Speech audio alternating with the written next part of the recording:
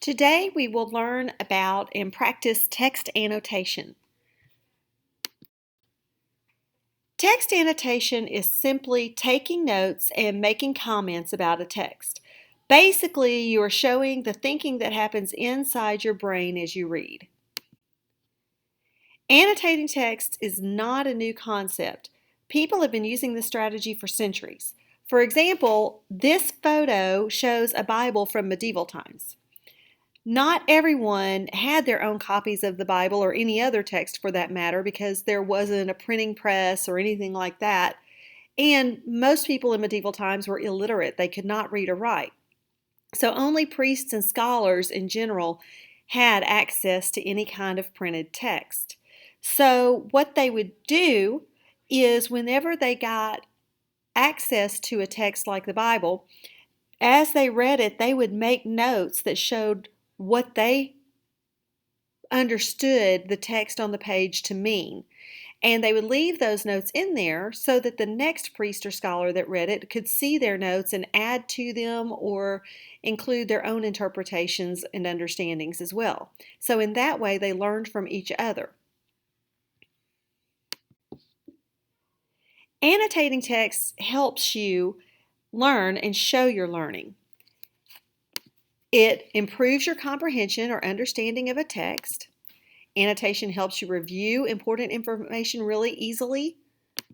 And it helps you kind of bridge the gap between reading and writing because as you're reading, you're thinking and you're putting down some of those important thoughts that you have. And that helps you when you actually go to write about a text. Your brain is a muscle that has to be exercised, and it needs this exercise to grow and develop and really make you into the deep thinkers we need you to be. So there was a psychologist by the name of Benjamin Bloom who identified the levels of thinking that our brain goes through to learn information.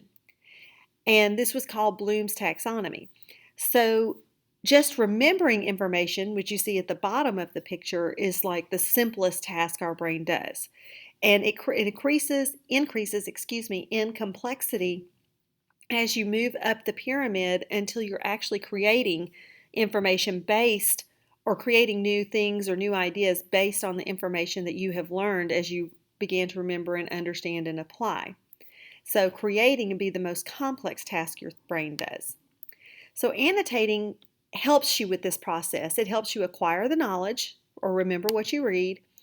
It helps you gain new insights and understanding. It helps you organize the knowledge that you gain from reading. It helps you select the most relevant information that you need for intelligent discussion and writing. And it helps you arrange the information for writing so that your readers will have a clear understanding of what you're trying to say. You may be wondering, well, how do I know what to write down in my annotations? The answer is pretty much anything and everything. One of the things that you tend to do when you annotate is just to highlight and underline important information, and that's good. But there are other things that you need to do and some specific things that you need to be paying attention to as you read and annotate a text. You need to put down any questions you may have, and you could symbolize this just by putting a question mark beside it and writing out what that question is. And it doesn't have to be detailed writing, just a simple phrase will do.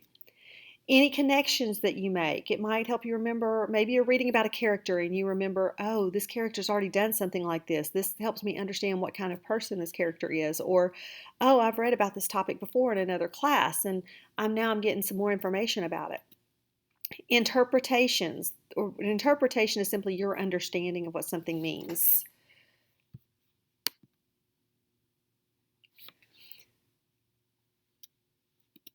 Summaries are just short statements where you just say, this is pretty much what the text just said.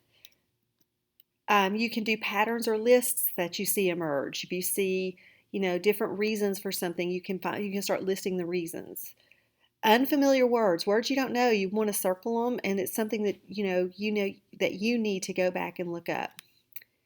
Themes that you may notice or life lessons, central ideas, gist statements, which you'll learn about more as we go on, and evidence that you have to prove any of your points. The most important thing that you need to know is using symbols and short phrases as you annotate helps you remember the text, but it's not enough ever to just underline or highlight something. Don't highlight it, why-light it. Always include a reason for why you put that symbol or why you put that underlined that portion of text or highlighted that portion of text. Otherwise, when you go back later and look at it, it's just going to be a page with some interesting little pictures and colors on it.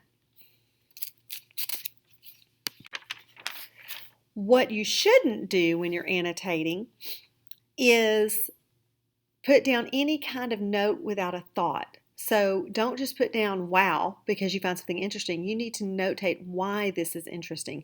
Don't just put a question mark without writing what your question was.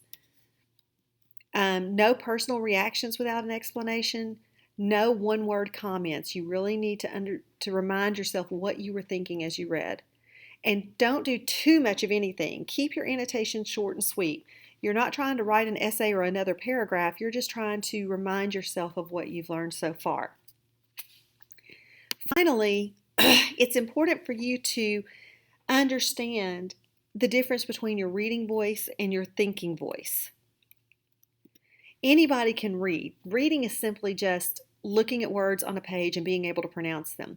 But reading voice is what you use when you simply look at those words and pronounce them either aloud or when silent reading, but it doesn't actually help you understand anything. So as you read, you also need to learn to use your thinking voice. Your thinking voice is what actually helps you make connections and understand the text. A strong reader will do this automatically, but even a weak reader or somebody that doesn't read a lot can develop and improve this skill with practice. And annotation helps you recognize that thinking voice. Now we're going to practice annotating together. So let's annotate together. First, we're going to read a short passage together. Then I will model you what annotating as you read looks like. Next, you'll work with a partner to annotate a short passage together. And finally, you will read and annotate a different passage on your own.